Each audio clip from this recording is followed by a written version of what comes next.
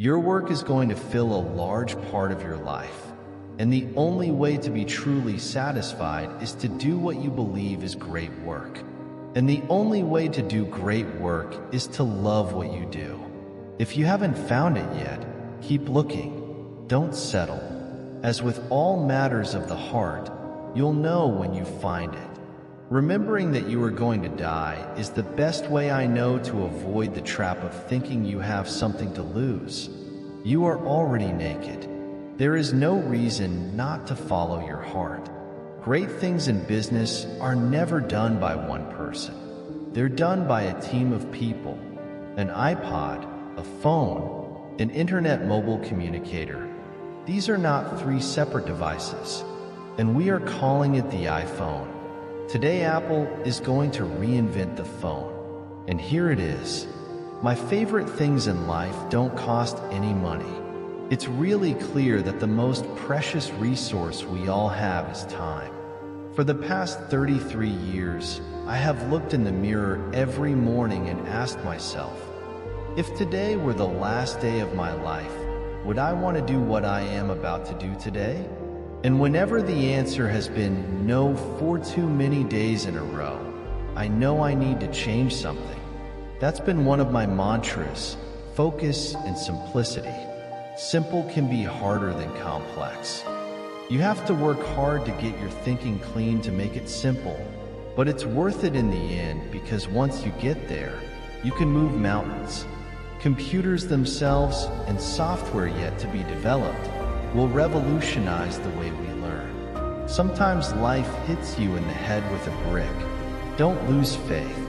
Sometimes when you innovate, you make mistakes.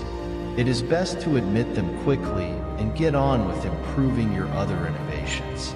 Remembering that I'll be dead soon is the most important tool I've ever encountered to help me make the big choices in life.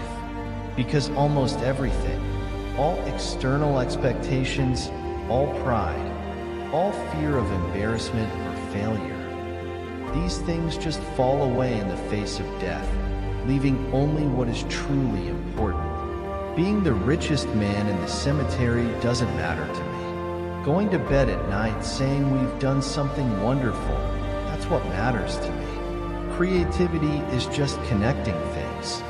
When you ask creative people how they did something, they feel a little guilty because they didn't really do it, they just saw something. It seemed obvious to them after a while. That's because they were able to connect experiences they've had and synthesize new things.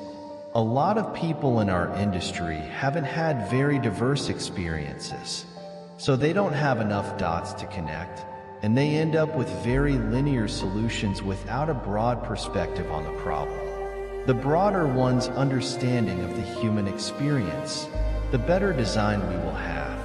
I didn't see it then, but it turned out that getting fired from Apple was the best thing that could have ever happened to me. The heaviness of being successful was replaced by the lightness of being a beginner again, less sure about everything. It freed me to enter one of the most creative periods of my life. Everyone here has the sense that right now is one of those moments when we are influencing the future. For you to sleep well at night, the aesthetic, the quality, has to be carried all the way through. My model for business is the Beatles. They were four guys who kept each other's negative tendencies in check. They balanced each other. And the total was greater than the sum of the parts. We don't get a chance to do that many things, and everyone should be really excellent. Because this is our life. Life is brief, and then you die. You know?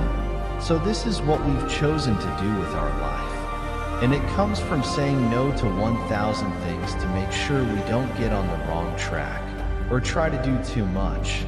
We're always thinking about new markets we could enter, but it's only by saying no that you can concentrate on the things that are really important. Your time is limited, so don't waste it living someone else's life. Don't be trapped by dogma, which is living with the results of other people's thinking. Don't let the noise of others' opinions drown out your own inner voice. And most important, have the courage to follow your heart and intuition. Don't let the noise of others' opinions drown out your own inner voice. You can't connect the dots looking forward. You can only connect them looking backwards. So you have to trust that the dots will somehow connect in your future. Be a yardstick of quality. Some people aren't used to an environment where excellence is expected. Innovation distinguishes between a leader and a follower. Stay hungry. Stay foolish. I'm convinced that about half of what separates the successful entrepreneurs from the non-successful ones is pure perseverance. You can't just ask customers what they want and then try to give that to them. By the time you get it built, they'll want something new.